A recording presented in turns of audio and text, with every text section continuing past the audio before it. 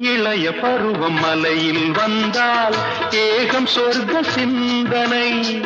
இதழை வருடும் பனியின் காற்று கம்பன் செய்த வர்ணனை.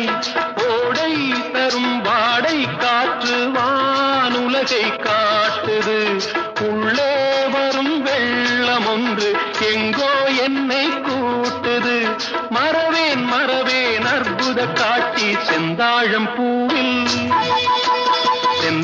பூவில் வந்தாடும் தென்றல் என் மீது மோதுதம்மா. உவாசம் மேடை போடுதம்மா, பெண் போலே ஜாடை பேசுதம்மா. அம்மம்மா